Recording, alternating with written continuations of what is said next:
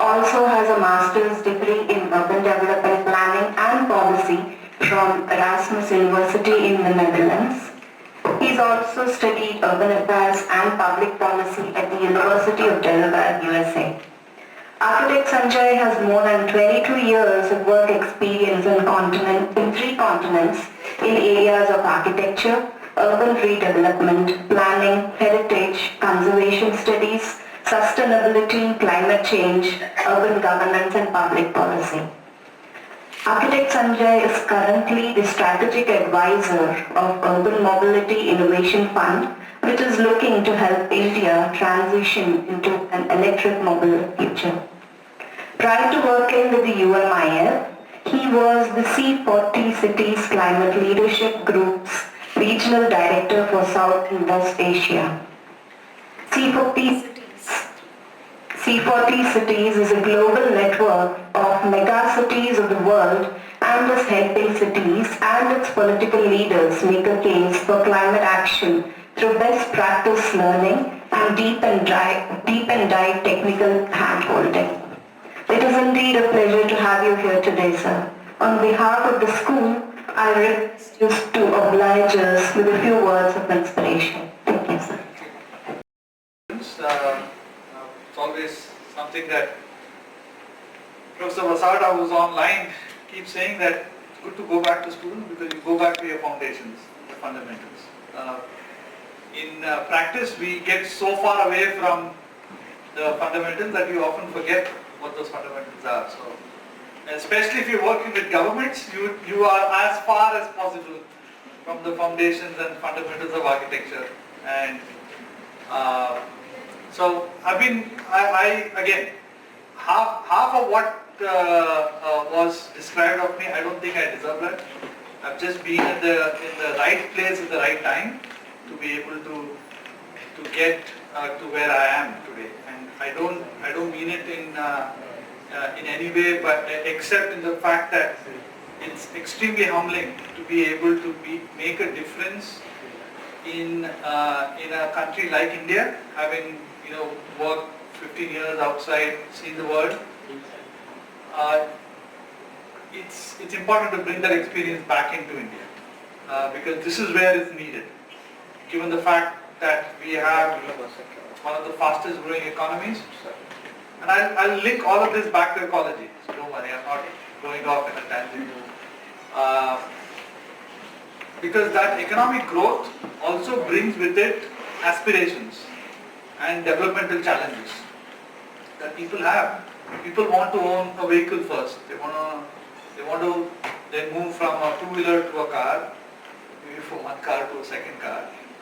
And like in Chandigarh, I don't know if you heard this statistic, the average car ownership in India is 1.25 cars per household. Just guess what the ownership in Chandigarh is. Just take a wild guess. 3.6 cars per household. That means there are 4 cars on an average for every house. Father, mother and 2 children each have a car. And what it means is it completely takes away all public space in the city. Parks become parking, pavements become parking for cars, and Chandigarh, which was designed as this hopeful city, is now completely inundated with vehicles. And it has an impact on ecology. And one of the reasons I am running a little late, which is why I was not able to make it in the morning, is I'm part of an initiative to look at decongesting Bangalore. And I'll give you some numbers. I am from Bangalore. I've lived and grown up in Baswangudi, which is the old part of the old Kannada neighborhoods of the city. Right? You have the Tamilians in the north in Malleshwaram. You have the Kannada-speaking Brahmins in the south, which is Baswangudi, Chamarajpet, Vishweshpuram, all of those areas there. And then Jayanagar was added as the largest extension. Bangalore as a city was in 1985 was 3.5 million people, 35 lakhs. We are 1.4 crores now, metropolitan population. And a city, so that means the city has grown 300% in 30 years. That's a 100% decadal growth. No city has experienced that kind of growth. And I have worked in the US, in governments, in Europe, in cities like Amsterdam, London, Rotterdam, Berlin. No city has experienced that kind of growth. And what is the impact of that growth is everything's out of whack. Your waste is not collected. You have irregular power supply, or you have voltage surges because residential buildings are becoming commercial. Commercial buildings have larger electricity loads. So when they switch on, you have a spike in load, and that impacts residential uses. Right? But the biggest impact on this growth is ecology in the city. And what I mean by that is green cover, water, and mobility.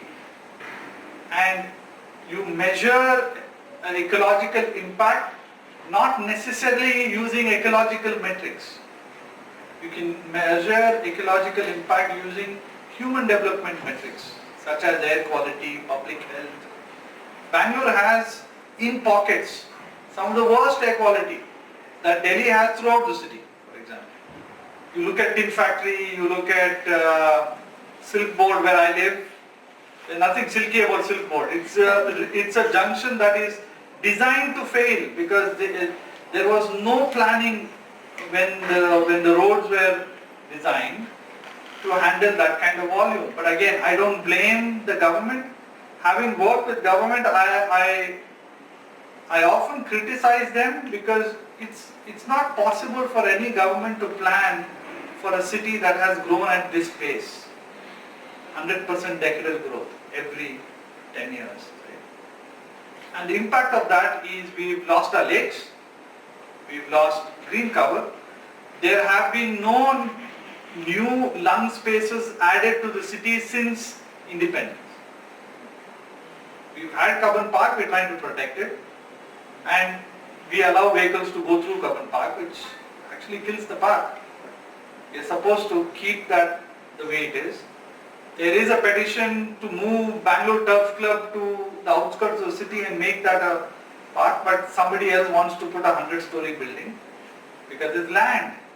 At the end of the day, there is no space in the city. Also know this, 21% of the city's land area is owned by the defense in Bangalore. Army, Air Force, you have BSF, and these three own large tracts of land, which for God's sake is keeping the city intact because you can't touch that land. Right? Yeah, they've acquired it to put the ring road, they've done all of that, but still big chunks of the land are within the defense, so nothing in those areas will happen. But where it could have happened has already happened. The lakes are a great example. And I think the previous speakers have talked enough about lakes, but I would like to talk about the governance aspect of it.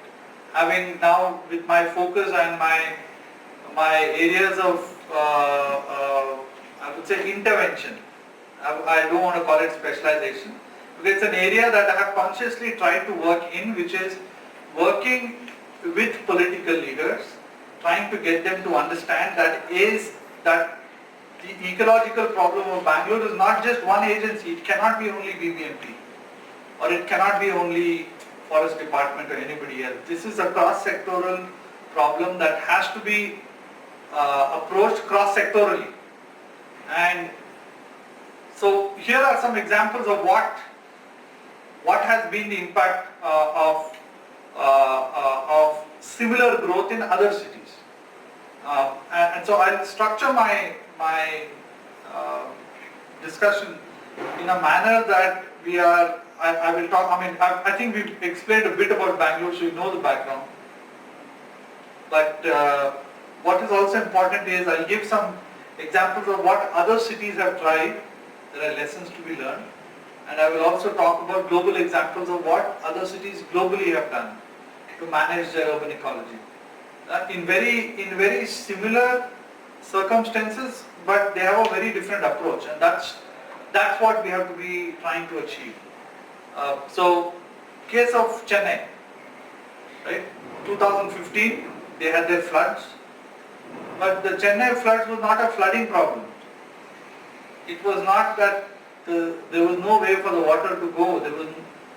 The city had forgotten, and I have lived in Chennai as a young kid. I studied there, and I remember we had rationing of water. My mother and dad used to wake us up at 5 in the morning to go stand with buckets, because we would each household would get about 8 buckets of water every 3 days. So we knew what rationing of water meant, because there was no water at that point. But the city had a very different relationship with water, and that relationship is important, because current millennials, you guys have no idea what the relationship of the city is with water and its water source. So in Chennai, what became a problem is that it wasn't a water management problem, it wasn't a water flowing problem, it was a water holding problem. There is no holding capacity anymore in any of the cities to manage that kind of water. And I'm a planner, I'm an architect. When you design neighborhoods, irrespective of where you design, of course all of these developments are happening in the peripheral parts of the city. If you visualize, it's a core city and all the developments are happening. And Bangalore is no exception. In the case of Chennai, you have coast on one side, so the city is concentric around the coast. When you go north of Chennai or south of Chennai, based on where the growth is. Right? In all of these places, there is no sense of managing water by holding water. That means ability to hold large quantities of water over a long period of time. And when you create these holding ponds or holding tanks, you automatically not only recharge the aquifers, you also hold on to excess water that can happen as a result of climate change. And climate change is happening now. It is not some scientific forecasting. It is happening as we speak now. In terms of, summers are getting longer and more intense. Monsoons are getting shorter and more intense. So you can't plan your cropping, you can't plan any of the agricultural activities that need to go with it. And as a result of which, cities that are designed to carry water over a month long of rains are now expected to carry water in 10 days. You can never design a sewer system, because you need a sewer as wide as the street to carry that kind of water. So the ability is to be one. In the case of Bangalore, we've all talked about it, reconnecting the lakes, but I think there is enough examples even in Chennai. And again, I'll go back to Chennai. The case of Chennai is important for us to know, because in the case of Chennai, the holding capacity was reduced because there was garbage being dumped in the lakes. So in order to increase the holding capacity of the lake, you have to manage a waste problem. So the waste became a bigger problem to solve in order to solve a flooding problem. And this is the interconnection, because what happened was, all these lakes that had dried up was free land for the city corporation to go and dump waste in the lakes. And then eventually when the water came, there was no holding capacity for the water. So water just came onto the streets. So one is to be able to manage your waste. When I mean manage, I'm talking about the city scale. Bangalore produces somewhere around 5,300 metric tons of waste per day. And 40% of it is segregated at source. That's official statistics. But there are some neighborhoods that are actually doing segregation. HSR layout, where I live, we get wet waste collection every day, dry waste Thursdays and Saturdays. And if we mix our waste, they don't pick up our waste, which is good. And now we've gone one step further. We do in situ composting. So I compost my own wet waste, which becomes manure for whatever landscaping we do within the property. But more and more people are doing that. Because once the city is able to manage its waste, even in Bangalore, the case of several of these lakes disappearing is because of the fact that these lakes are becoming dumping grounds for waste. Construction waste, dry waste, and other kind of mixed waste that's happening, which is collected from neighborhoods that are not segregating their waste and eventually going into landfills. But there is only so much area for landfill, so it ends up being put on lake beds, and surprise, surprise, there is land available for construction because the lake is not a lake anymore. HSR layout is a great example. It used to be Parangi-Palya Lake. Even when it rains now, the snails come out because it's still damp. It's quite soggy underneath. So, which is why, so first you ignore the ecological context, you go develop on a lake bed, and then you find ways to solve a water problem. That's ridiculous, right? Because you created the problem by going onto a lake. Kempegowda bus stand used to be Dharmamudi Kere, right? Now you built a subterranean multimodal station and you have water coming in.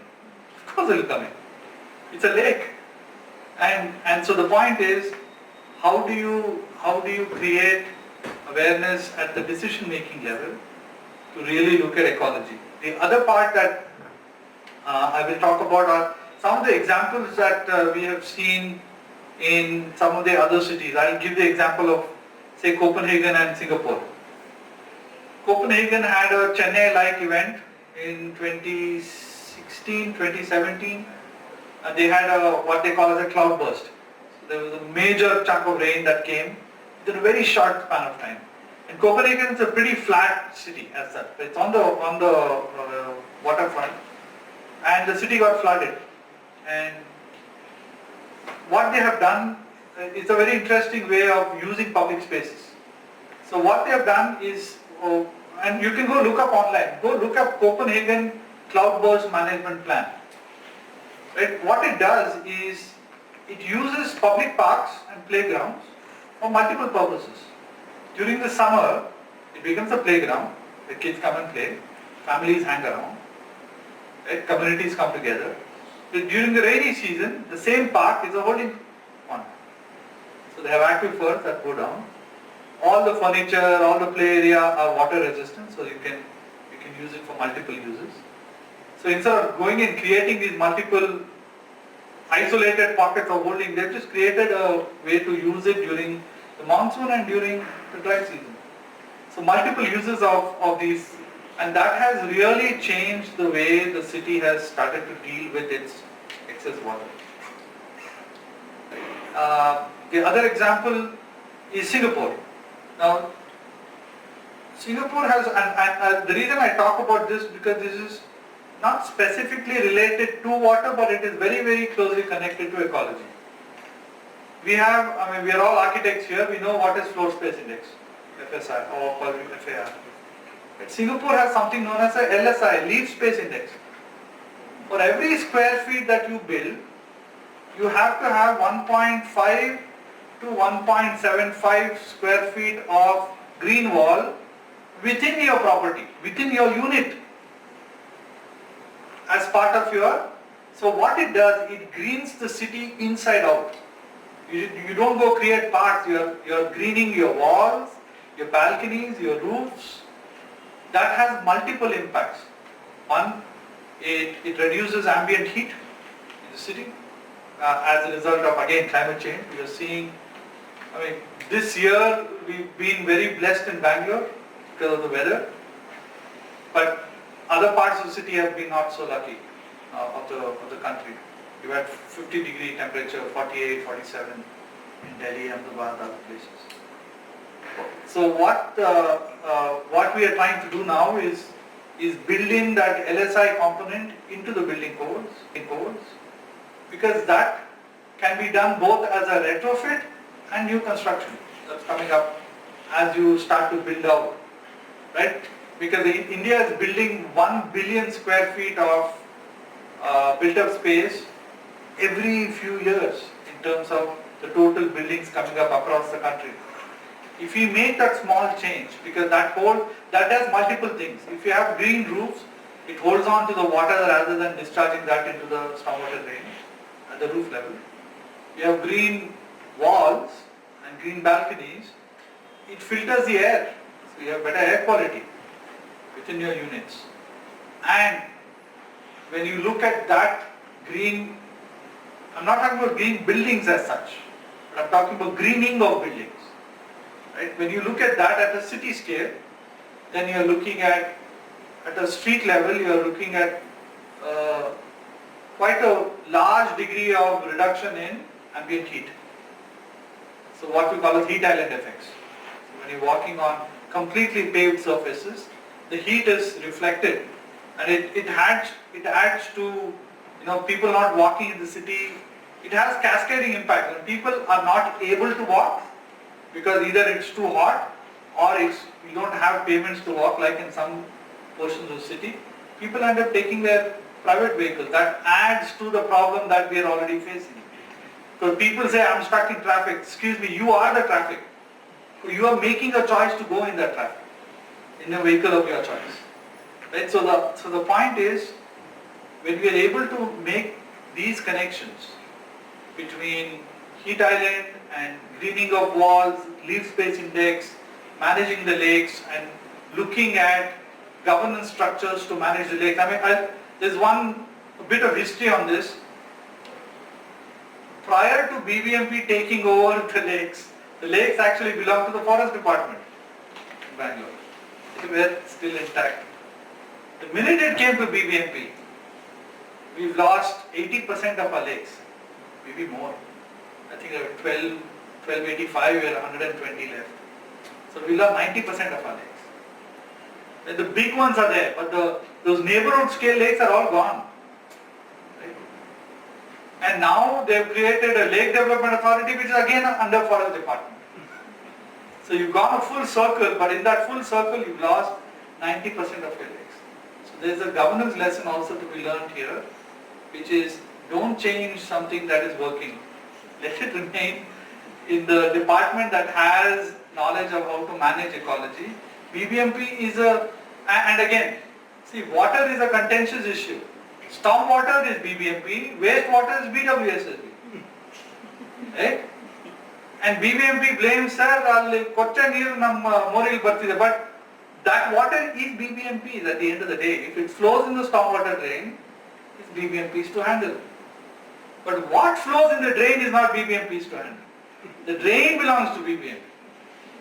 Right? So if you are putting your wastewater, which is a sewage water, in your stormwater drain, it's actually a two-agency problem. Right? How do you deal with this? And BWSSB, BWSSB is a parastatal, which means they are not an elected body. They don't have elections. No corporator to talk about. Corporator can only go and work with, because he's a BBMP corporator.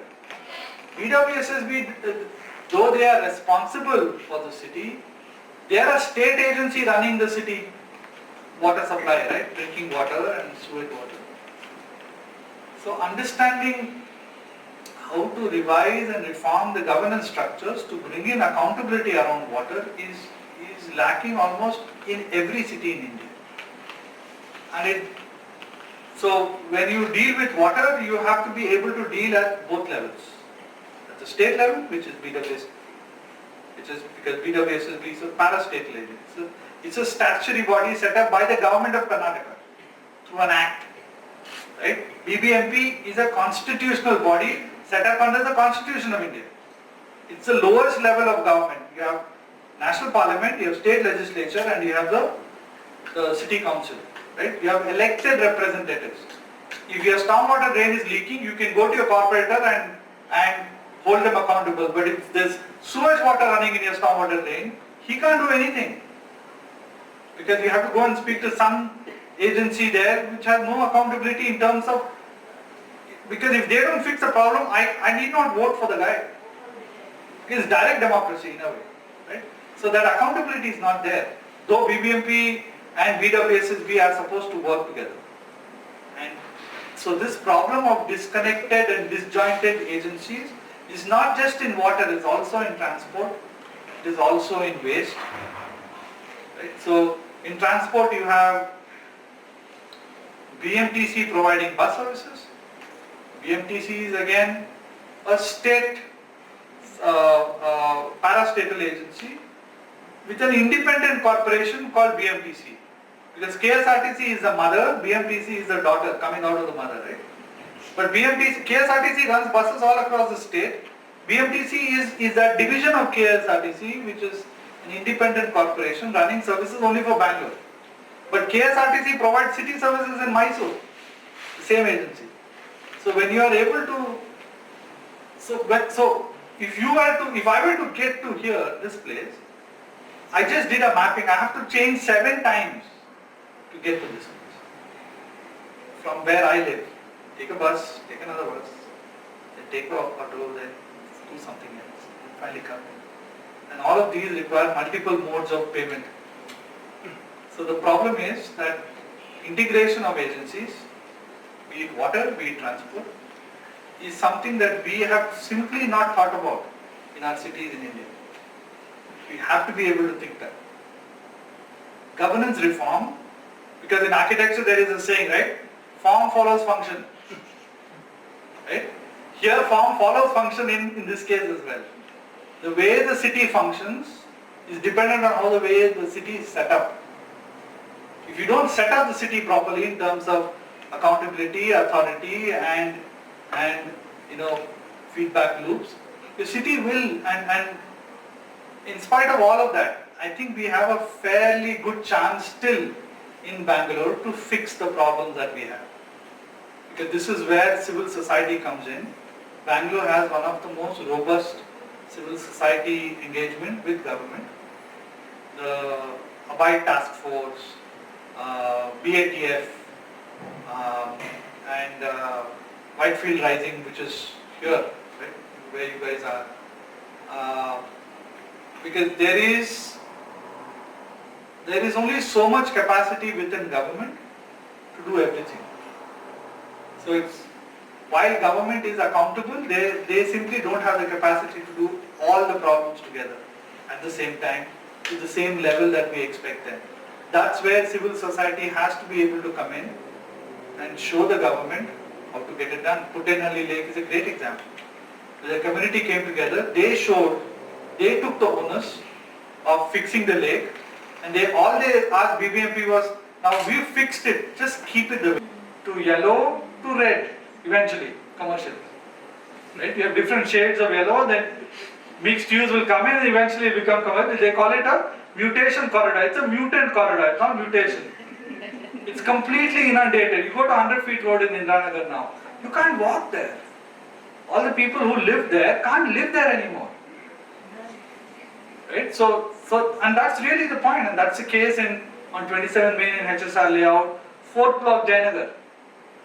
My father's sister used to live there. They sold their property. They can't live there anymore.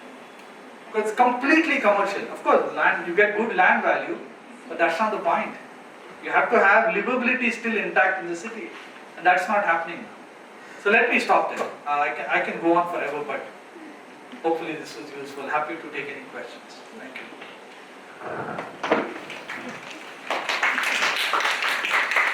Thank you, Sanjay sir. That was really fascinating, especially the numbers. That kind of gives you a good picture of the scale, like what things are happening. Questions? I'm actively working on. Water is a core component of it. Because you have waste management, you have water management, you have transportation, you have economic growth. All of these have to be planned in a manner that the agencies have to be set up in such a way that they become, they have the authority to make decisions. Right? So water governance is a key component, but it's not restricted only to water, because water doesn't exist in silos. Water has interconnections with other areas that lie outside of water, but impact water. Same thing with transport. Same thing with public health. So yeah, I would say governance is a larger problem that you have to solve at a city level. One of those is If you're talking about Dharmamudi Kere yeah, and Champamudi Kere, I remember still in my school days, in Dharmamudi Kere, there was some Hiranyaya drama company correct. and Congress exhibitions were held regularly. Yes. Now, as the city developed, lake was slowly filled up and bus terminus came, other buildings came, totally destroyed. Even Champamudi Kere, for example, it was full of weeds for so many decades. Yeah. One fine morning, either BBMP or Lake Development Authority, which you are mentioning, they woke up, they cleaned the whole thing, now they are maintaining. For example, Yediur Kere, same thing happened. And the crux of the matter is, the burning problem is, the Bellandur Kere. In spite of lot of warnings and show-cause notice by NGT, the encroachments are not totally stopped at all. What is your suggestion? Last question is, as you are mentioning about the legislation, there should be a minister for city planning only. As you mentioned it, Town and Country Planning Act is no more valid, it should be void. Your suggestion, please. So one is our city famous where our lakes catch fire. So we are well known for that. But it's not the methane in the lake, in the water. It's not. I mean, there's dried grass. From what I understood, the problem when Bangalore did catch fire is it was a dry grass that caught fire. Somebody must have smoked a cigarette, put the cigarette without. And because the problem with Bangalore is symptomatic of the problems around the city. That we have to be able to protect our lakes. But the protection of lake is not just the boundary of the lake. The protection has to come from where the water to the lake is coming from, all the watersheds. And that's where really we will have a fundamental problem in the city because the city has grown on the watersheds. And it is BBMP that has given plan sanction. Right? So in terms of legislation, there is currently a thinking about creating a Greater Hyderabad Authority, what we call as GHA, like the Greater London Authority, GLA. Greater London Authority is an overarching authority that doesn't necessarily, remember in government, it is not easy to take power from one agency and give it to another. It is simply not possible because there are ministers aligned with each of those departments. And it's a turf war between departments. Though it's government, government is a public sector undertaking for all purposes. So the GHA model that's being tried out, and we're working on the legislation now, is to create an overarching agency which has only three functions, fundamentally three functions. It convenes the respective agencies because there is nobody to convene around water right now. We're talking about water. Second is to coordinate between the agencies. And the third one is to plan a vision for the city as to what the city should be 20 years from now. And a great example, master plans in India. Master plans don't mean anything because the master plan doesn't set any metrics. Master plan doesn't say for last year, I'm talking pre-COVID numbers, right? Bangalore had 770 road fatalities in 2019 between vehicles and pedestrians. That's 770 families. Be a father, mother, brother, sister. Okay? Those households they'll never have that member of the family for the rest of their lives. What is the economic impact of that on the city? If it was the only bread earner of the family, what happens? Nobody is thought of that. So when Bangalore master plan is being finalized now, there should be metrics saying we will reduce that fatalities by half in 10 years. Fair. Now, one is ambition, second is set the metrics. Second is we will make sure that Bangalore's water table, which is currently at 700 feet, we will raise it to 300. It's a metric. We have to manage water, you have to manage the bore wells, you have to manage other things. Other metric is we will improve Bangalore's traffic. Now how do you measure traffic? Distance over time travel. Right? We will reduce, if it takes currently an hour and 45 minutes to go from Silk Board to Hebbal on outer ring road, we will reduce that to 40 minutes in next 10 years. Everything that the city does in terms of master plan has to align with those metrics, because those are commitments you are making in a master plan. Currently, the master plan does not make any commitments. It says we will create a robust city. Robust for city for who? How will you make it robust if people can't walk? How will you make it robust if it's not a livable city anymore? We still are, by the way. We can fix it. But we have to be able to make certain commitments that then becomes, then you can hold the agencies accountable. Saying on what basis, if the city can propose any project, but then the citizen can say, okay, now you tell me, if you are going to build 40 flyovers, which is what the plan now is, how will the 40 flyovers improve livability of Bangalore? Tell me how. Moving vehicles is not improving the city. Moving people is improving the city, not vehicles. So you have to be able to think of these, because these are fundamental ways in which we have to completely rewire ourselves as to how we think of the city. In terms of ecology, in terms of legislation, in terms of the way we are able to build a level of accountability with our elected representatives. They will listen. But currently there is nobody asking the right question. Any questions? Last two questions. One is on Rajikaluve. Which department has got the correct Rajikaluve plan? I will challenge. No department in Bangalore is having the perfect drawing prepared. I agree. So many years back of Rajikaluve, Completely. encroachments are happening and political forces are stopping the buildings to be demolished. Yeah, of course. I And agree. last question is about You answered your own question. sorry. Last question is about industrial waste being let out to Bangalore Lake. How do you control that? So one is you have to move the industries. That's the only way. Where the place? Well, you can't have it. For example, now Delhi is really moving its industries out. Delhi is actually doing something quite remarkable. They have now started to restore their lakes in the city, and they have slowly started to move kind of heavy industries out of Delhi. And Delhi is a city state, so they're moving it into the NCR region, because they can't have these polluting industries within the city. Land is an issue, because you need land for these industries. In the case of Bangalore, well, you have to move them. It's an unpopular decision, but it has to have political backing. Because we can't afford to have industries that are polluting our lakes right next to our lakes. So plan more satellite towns. Well, not necessarily, because again, satellite towns only increases the sprawl, because you are going further away to live and coming back to the city to work again, which is going to cause what?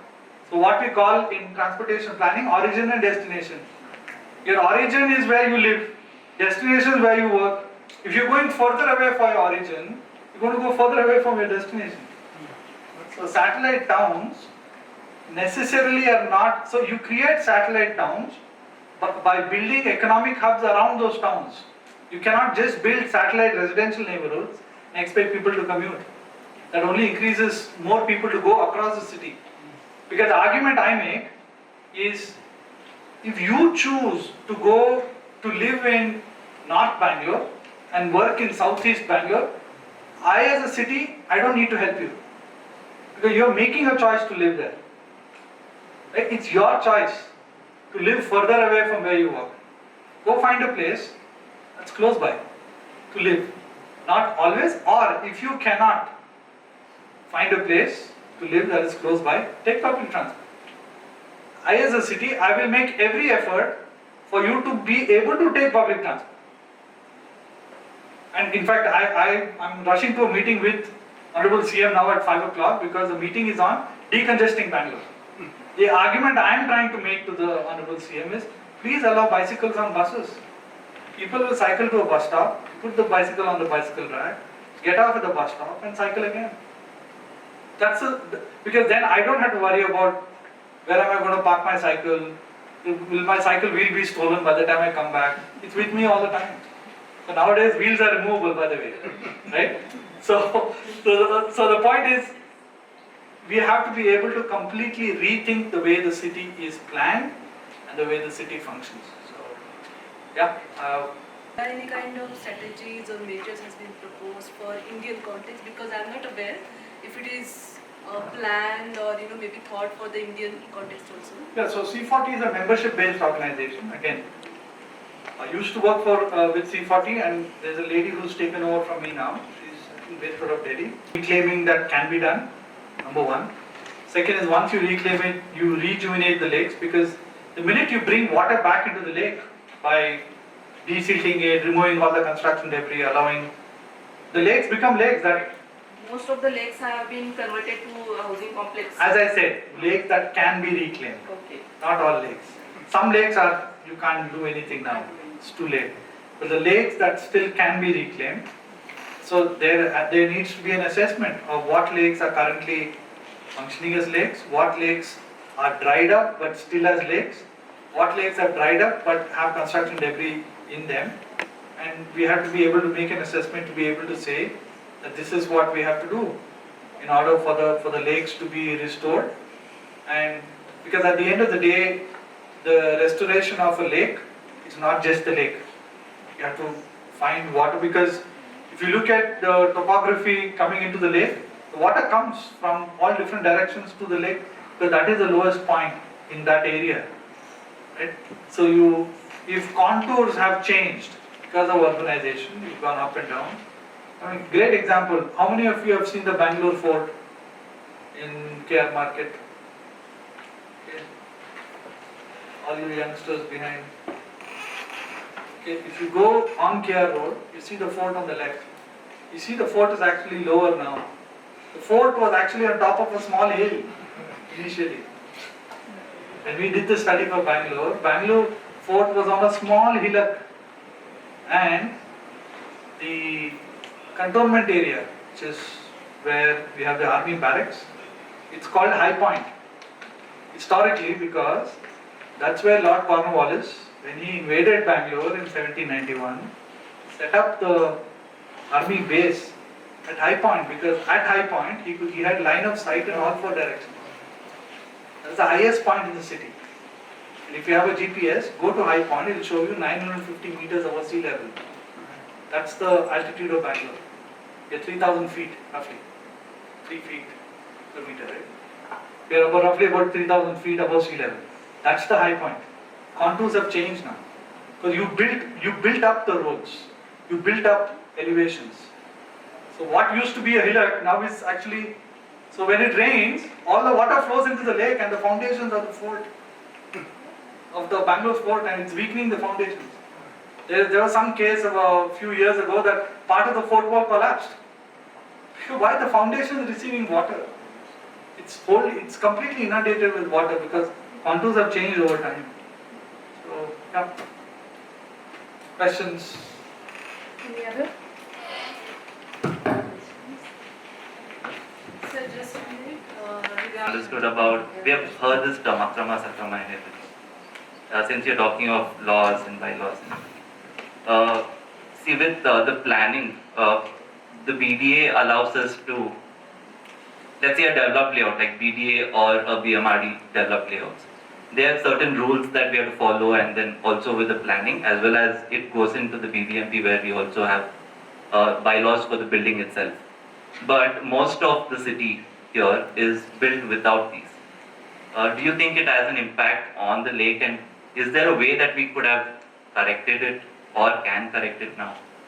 See, akrama. Today the law is separated for fine. people. So I'm talking about the akrama side first. It was not allowed by the Honorable High Court because you cannot legalize something that knowingly was illegal. Okay, number one. second part on building codes. Now, this is where the disconnect is. BDA is a developer technically, right? They are not a, they accumulate large parcels of land, Kempegowda layout, Arkavati layout, all these layouts. Jayanagar, BTM layout. Banerghata, Tavare, Madiwala. That's what BTM stands for, right? HSR was Hosur Sarjapur Road layout, right? Because it's at the junction of Hosur Road and Sarjapur Road. What else name could they have given it? Hosur Sarjapur Road, right? HRBR. Or whatever HRBR you have. So the point I'm making is, you have to understand that BDA develops these layouts and then they hand over the layout to BBMP. BBMP then enforces the building code. Layout doesn't belong to them. So when you're designing a layout, as architects, we have an opportunity to work with the built environment. When you're designing these layouts, design the layouts to build in the water holding infrastructure in a manner that when these layouts eventually get built out to completely built out neighborhoods like BTM layout, like other places, it has already the design ideology still existing in the layout, like holding basins, holding ponds for water. Because at the end of the day, if it is already designed, BBMP can't take it out. They will only enforce it, right? BBMP doesn't introduce legislation because that design is done elsewhere. It's BDA that does the design, hands it over to BBMP, that eventually enforces the building code. Now yes, when a building is built, I would say 90% of these buildings don't even follow building codes. You have setbacks that are a foot wide from the property line. Some setbacks are on the property line. I've seen setbacks that go beyond the property line, like overhangs. Right, that's a second floor height because it's above the light pole. So they are over the light pole in that way. I mean, these are violations, blatant violations, and it's hand in glove with local officials. And it does have an impact on the city.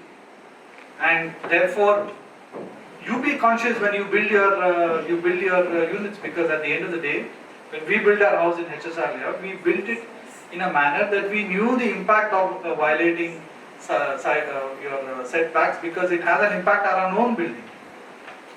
Because you don't get enough light. It's a fire hazard also. You can't get fire ladders on the side if there's a fire inside. I mean, the building setbacks are for a reason. It's not just necessary you get a larger water float plate. So I think so this goes back to the point about rewriting the legislation of how the Bangalore city is planned, because you need BDA and BBMP and BMRDA, and then you have BIPAR, which is the airport authority, all approving layouts in the BIPAR region. And then suddenly you find towers that are taller than what they used to be around the Jakkur aerodrome. Because you have the flight path coming in, you can't have towers beyond a certain height based on the zone that the planes come in. Sir, along with the BDA, BBMP, BIPA, It's almost like I'm answering for the government. along with all these government approved agencies and the plan, to know what is your take on the revenue side, which means there are no katas issued for the revenue side and there are no legal plan approvals issued. So even though now today presently they are building G+5 structures without any permissions. So what is your take on it? Well, revenue sites are basically civic amenities. Revenue sites are now increasingly being used for decentralized segregation of your dry waste, which I think there is no land for you to go and take. For example, if you go on Nanda Theatre Road from Southern Circle towards Jayanagar, on the left hand side, where there used to be Nanda Theatre, which is why it's called Nanda Theatre, there is a dry waste collection desegregation center that used to be a revenue site. So that revenue site is required, otherwise where will they segregate the waste? So all the waste from the neighboring ward comes there, it's segregated at the house level, then it comes there, the segregated waste is aggregated, then goes to the centralized processing center. So there are ways in which you can still retain these revenue sites without actually necessarily building on them all the time. But yes, there have been cases of violations of revenue sites for non-revenue, non-public use buildings. There have been cases. And which cannot be, what can be done? Because we know there's a study done that there was a lake. So how could we get in the government solve that issue?